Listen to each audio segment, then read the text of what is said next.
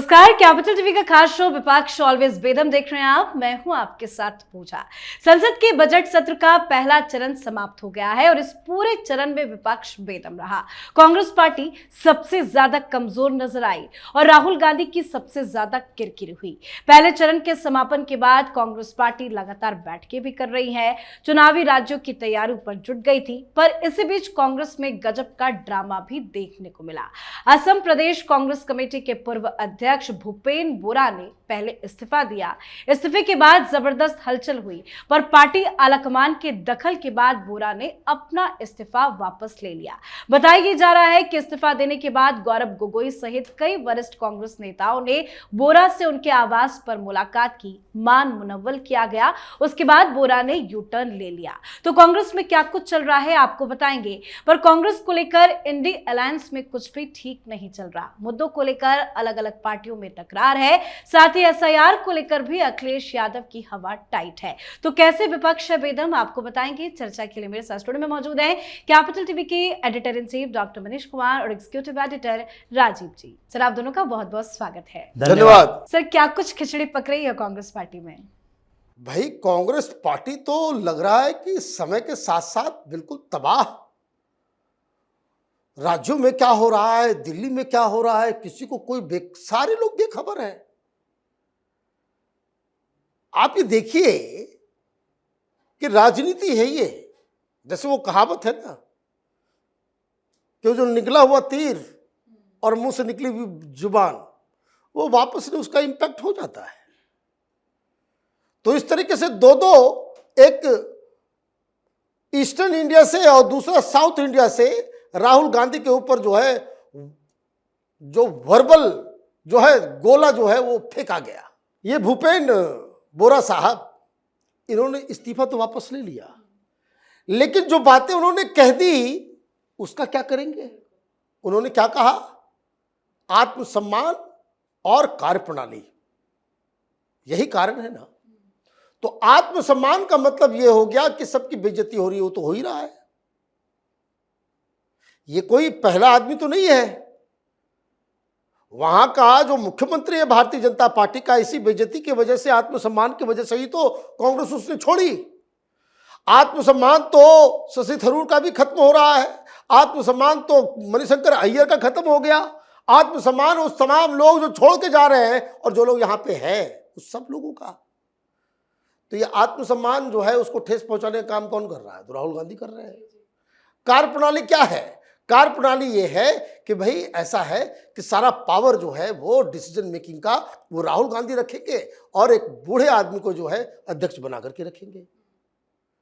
Decision सब कुछ दिल्ली में होगा और अपने अपने प्यादों को बिठा देंगे।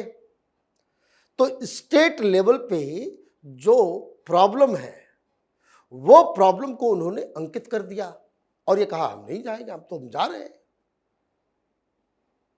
फिर सारे लोगों ने मान मनोबल किया, बोला ठीक है हम रह लें, लेकिन क्या है कि बात तो निकल गई। और सिमिलर लाइन पे मणिशंकर अय्यर ने भी कह दिया, वहां एलडीएफ से लड़ना है, वामपंथियों से लड़ना है कांग्रेस पार्टी को। उसी के सेमिनार में चले गए और ये कहा कि पंचायती राज में बड़ा अच्छा काम कर रहे हैं आप लोग, एंड आई विश कि आप फिर से तीसरी बार मुख्यमंत्री बनेंगे, तीसरी बार आप जीतेंगे। बवाल मच गया। वो पवन खेड़ा आकर के कहने भाई कौन है ये, तुम मणिशंकर अय्यर से लड़ोगे तो मुंह की खाओगे। उसने कहा ये तो टट्टू है, ये कौन है ये तो फेल्ड किसी थर्ड ग्रेड का कोई आईएएस ऑफिसर था, ये टट्टू है, ये सब कारण तो बर्बाद हुआ है। लेकिन उन्होंने भी वही बात कह दी जो असम से आई। उन्होंने क्या कहा कि केरल में मैं चाहता हूं कि कांग्रेस पार्टी जीते, लेकिन यहां जीतेगी नहीं। क्यों? क्योंकि यहां तो इतना फैक्शनलिज्म है, किसी की कोई इज्जत नहीं है और डिसीजन कहां से कौन क्या ले रहा है किसी को पता नहीं चलता है। इसलिए चूंकि हम एक गांधीयन है, नेहरूवियन है और राजीवियन है। राजीव गांधी के बारे में बताया, राजीव गांधी के एकदम साया थे ये। हम कोई राहुलेवियन नहीं है, हम राहुल के कोई चमचे नहीं है। इसलिए हम उस आइडिया के साथ है कि पंचायती राज मजबूत होना चाहिए, इसलिए यहाँ पे कांग्रेस की कम्युनिस्ट पार्टी की सरकार बननी चाहिए, कांग्रेस को हार जाना चाहिए। ये कहानी चल रही है। और ये सब कौन है? ये किसी जमाने में प्रधानमंत्री वगैरह के साय की तरह काम करने वाले कांग्रेस पार्टी के मेन रणनीतिकार थे, और आज यही राहुल गांधी का ये लोग इस तरीके से मूल्यांकन कर रहे हैं। लेकिन सिर्फ असम नहीं, कई राज्यों में कांग्रेस पार्टी के भीतर बवाल है। लेकिन एक बात समझ नहीं आ रही है कि ऐसे इससे पहले भी कई कांग्रेस के नेताओं ने इस्तीफा दिया, उन्हें तो नहीं मनाया गया, लेकिन भूपेंद्र बोरा को क्यों मनाने की जरूरत पड़ गई और उन्होंने बाद में यू टर्न भी ले लिया? देखिए, भूपेंद्र बोरा के इस्तीफे की घोषणा के बाद कांग्रेस के ऊपर एक बड़ा प्रेशर आ गया। ऐसा नहीं है कि असम में भूपेंद्र बोरा है इस्तीफा दिए, एक दिन के अंदर 3 बड़े इस्तीफे हुए। 2 कांग्रेस के विधायक और दोनों मुस्लिम विधायक, अब्दुल मंडल ये भी कांग्रेस छोड़कर गया, लेकिन उसके बारे में चर्चा नहीं हो रही थी, मनाने की जरूरत नहीं पड़ी। वो अखिल गोगोई की पार्टी में शामिल हो चुके हैं। उसके पहले जो भूपेंद्र बोरा जब प्रदेश अध्यक्ष हुआ करते थे 22 से 25 तक, उसके बाद ये गोगोई को प्रदेश अध्यक्ष बनाया गया। लेकिन भूपेंद्र बोरा से पहले जो 16 से 22 तक अध्यक्ष रहा, जो व्यक्ति राज्यसभा सांसद भी रहा, वो भी बोरा ही है, रिपुन बोरा। उसने भी कांग्रेस छोड़ी, उसके बारे में चर्चा नहीं हुई। इन लोगों ने उसके ऊपर भी दबाव बनाया था कि नहीं पार्टी छोड़कर अभी मत जाइए। वो माने नहीं, और भूपेंद्र बोरा भी अभी माने नहीं हैं। ये कंफ्यूजन चल रहा है। उन्होंने सीधे तौर पर कहा कि अभी 24 घंटे का वक्त हमें चाहिए, हम अपने परिवार वालों से बात करेंगे।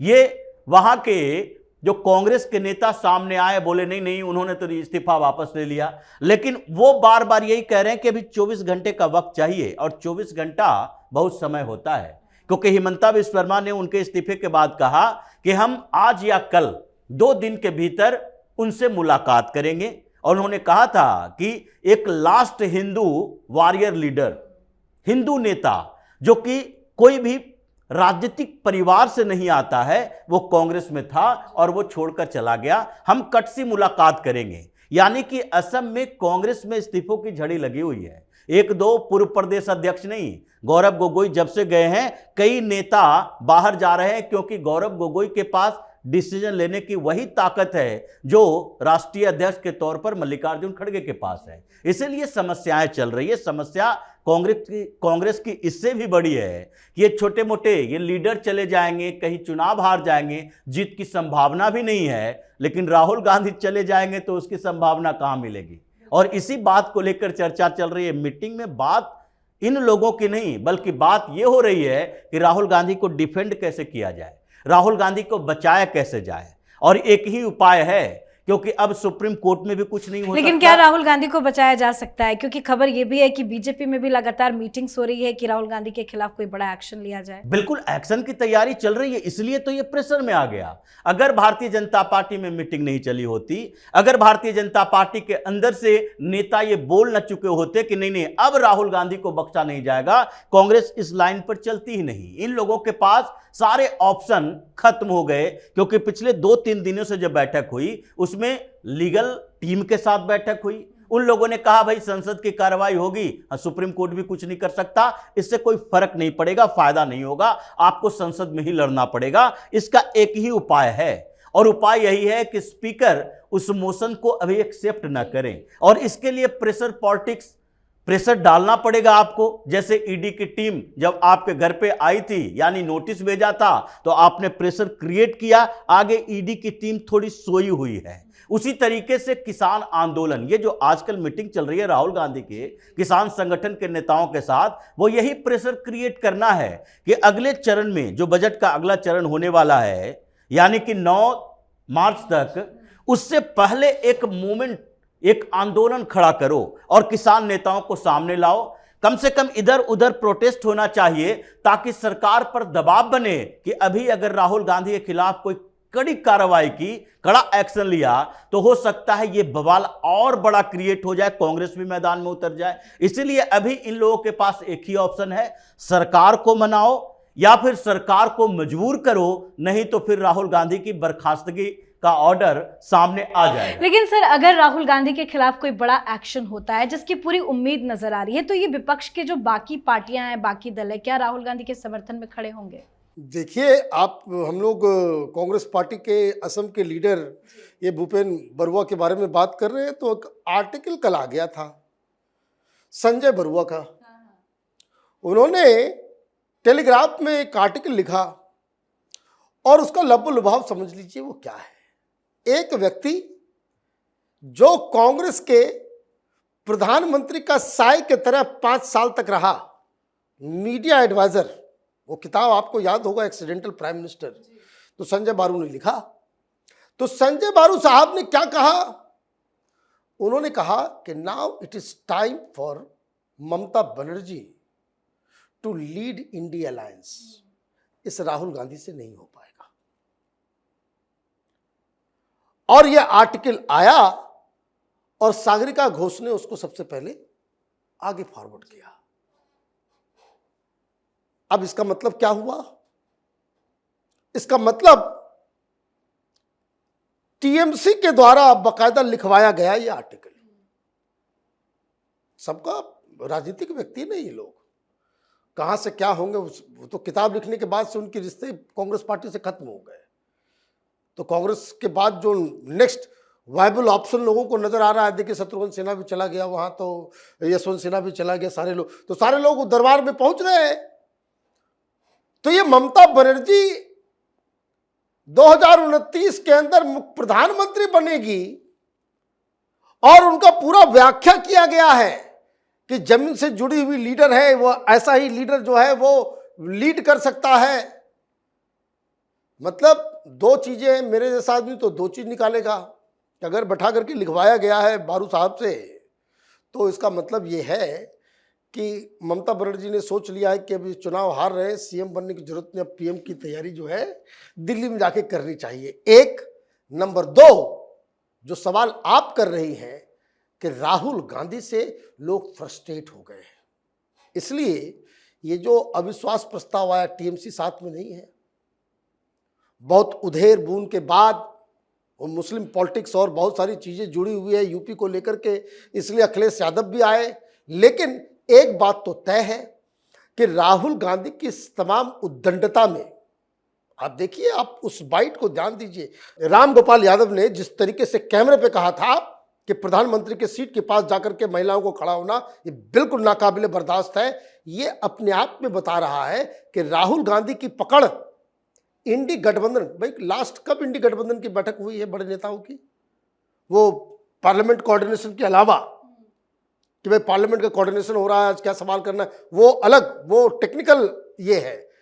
कब आपने सुना कि केजरीवाल, उद्धव ठाकरे, शरद पवार, ममता बनर्जी, तो तेजस्वी यादव, लालू यादव, अखिलेश यादव, स्टालिन, ये सारे लोग मिलके एक कोई बैठक कर रहे हो राहुल गांधी के नेतृत्व में? तो इसका मतलब साफ है कि देश की जनता भी उब गई है, इनके लोग भी उब गए हैं, और इंडी गठबंधन के लोग भी राहुल गांधी के स्टाइल ऑफ फंक्शनिंग से परेशान हैं। राहुल गांधी का नेतृत्व तो कोई स्वीकार नहीं कर रहा, लेकिन सर ने जो कहा कि ममता बनर्जी को आगे किया जाए, और ये बात तो पिछले कई दिनों से उठ रही है, लेकिन क्या इस बार टाइमिंग बहुत इंपॉर्टेंट है? देखिए, विपक्ष के नेता के तौर पर राहुल गांधी को एक्सेप्ट नहीं किया जा रहा, लेकिन इस टाइमिंग में राहुल गांधी के ऊपर इतने गंभीर आरोप लगे हैं कि जो उनके समर्थन में आने वाली पार्टियां हैं, जो राहुल गांधी से जिसका करीबी रिलेशन है, ममता बनर्जी और राहुल गांधी में कभी भी अच्छे संबंध नहीं रहे, या अखिलेश यादव, राहुल गांधी दोनों में संबंध अच्छे नहीं है, एक दूसरे के साथ अगर हैं तो थोड़ी बहुत मजबूरी है। और ममता बनर्जी, अखिलेश यादव के बीच बहुत बेहतर संबंध है। अभी चुनाव पश्चिम बंगाल में होना है और अखिलेश यादव जाकर वहां कह रहे हैं कि हम चुनाव नहीं लड़ेंगे, लेकिन ममता बनर्जी का सहयोग करेंगे। यार, उत्तर प्रदेश में चुनाव था, ममता बनर्जी आ गई, अखिलेश के साथ मंच शेयर किया और फिर बताया कि नहीं, चुनाव नहीं लड़ रहे, ममता बनर्जी साथ दे रही हैं अखिलेश यादव का। और ममता बनर्जी, अखिलेश यादव ये दोनों बात जानते हैं। अखिलेश यादव को उन्होंने गुरु मंत्र दिया था कि देखो, कांग्रेस को थोड़ा बैलेंस करके रखो, नहीं तो हमारे जो मुसलमानों का वोट बैंक है उसी से चूस कर कांग्रेस मजबूत होती है, इसलिए इसको कमजोर करने का तरीका है इसे थोड़ी दूरी बनाए रखना चाहिए। यानी कि विपक्ष की दो बड़ी पार्टियां जो सेकंड और थर्ड नंबर पर है, 66 लोकसभा सांसद, ये 99 वाले अकेले कांग्रेस ये ना सोच रहे कि हम ही सबसे बड़ी पार्टी हैं, दोनों मिला के ही 66 सांसद हो जाते हैं। इन दोनों ने गठबंधन बना लिया है। लेकिन इस बीच अगर स्टालिन की पार्टी को भी डिफेंड करना पड़े राहुल गांधी के लिए, क्योंकि उनके खिलाफ आरोप है देशद्रोह का, कि बाहर में जाते हो, आपके लोगों से मिलते हो, अगर वो फोटो लेकर आते हैं कि देखो भाई यूरोप गए थे और वहां आईएसआई के एसेट के साथ, इकबाल मिर्ची के साथ ये बैठकर फोटो खिंचवा रहे थे, वो कनाडा गए हैं और वहां पर उनके साथ बगल में खड़ा कौन है, ये खालिस्तानी आतंकवादी। तो ऐसी स्थिति में डिफेंड कौन करेगा? पंजाब को कोई नेता डिफेंड करेगा? कांग्रेस के ही किसी नेता के लिए यह मुश्किल पैदा हो रहा है। कांग्रेस में तो बात चल रही है, देखो राहुल गांधी तो कर नहीं सकते, खुद को डिफेंड कैसे करेंगे? प्रियंका वाड्रा को लाओगे, भारतीय जनता पार्टी फिर कहने लगेगी कि नहीं नहीं देखो ये गांधी नेहरू परिवार वाले ये पहले से ही चोर हैं, पहले से ही गद्दार हैं। और उसके बाद जो दूसरे नेता जिनके ऊपर लोगों का भी भरोसा हो, ऐसा नहीं कि किसी को भी खड़ा कर दिए के सुरेश जैसे नेता को और डिफेंड करने के लिए आए, लोग पहचान ही नहीं रहे। ऐसे नेता को चुनो जो राहुल गांधी को डिफेंड करे और लोग उसे भाव देते हो, पहचानते हो, उन पर विश्वास करते हो। शशि थरूर जैसे नेता वो करेंगे नहीं, मनीष तिवारी जैसे नेता वो करेंगे नहीं, पंजाब का सारा नेता है वो करने के लिए तैयार नहीं है। तो ऐसी स्थिति में कांग्रेस के अंदर भी और कांग्रेस के बाहर जो पार्टियां इनको सपोर्ट में है, वो लोग भी अब तैयार नहीं है कि इस मुद्दे पर हम कांग्रेस का या राहुल गांधी का सपोर्ट करें, डिफेंड करें, कि नहीं नहीं ऐसी स्थिति नहीं आएगी, राहुल गांधी देशभक्त हैं, गद्दार नहीं है। इसीलिए कांग्रेस की समस्या बढ़ी है और ये लोग चाहने लगे हैं कि एन केन प्रकारेण कैसे भी हो सरकार को या तो मजबूर करो या उसे किसी तरीके से समझाओ कि नहीं नहीं इस बार राहुल गांधी को बख्श दो, आगे से हम लोग थोड़ा सा सभ्य बनने की कोशिश करेंगे। बिल्कुल सर, बहुत बहुत धन्यवाद सर आप दोनों का। धन्यवाद। तो संसद के बजट सत्र का पहला चरण खत्म होते होते विपक्ष की हालात ऐसी दिखी मानो मैदान में उतरे तो थे लड़ने, लेकिन रणनीति और नेतृत्व दोनों ही बिखरे पड़े हो। सबसे ज्यादा नजरें थी कांग्रेस पर और वही सबसे कमजोर कड़ी बनती दिखी। खासकर राहुल गांधी की भूमिका पर सवाल उठे, क्योंकि सरकार को घेरने का कोई ठोस नैरेटिव विपक्ष खड़ा ही नहीं कर पाया। साथ ही कांग्रेस की मुश्किलें यहीं खत्म नहीं होती। जिस इंडी गठबंधन को बीजेपी के खिलाफ महागठबंधन कहा जा रहा था, वही अब मुद्दों पर एकता की जगह मतभेद खुलकर सामने आ रहे हैं। कुल मिलाकर हर मुद्दों पर हर राज्य में और हर नेता विपक्ष का बेदम है। तो आप भी अपनी राय कमेंट करके लिखिएगा। देखते रहिए कैपिटल टीवी। नमस्कार।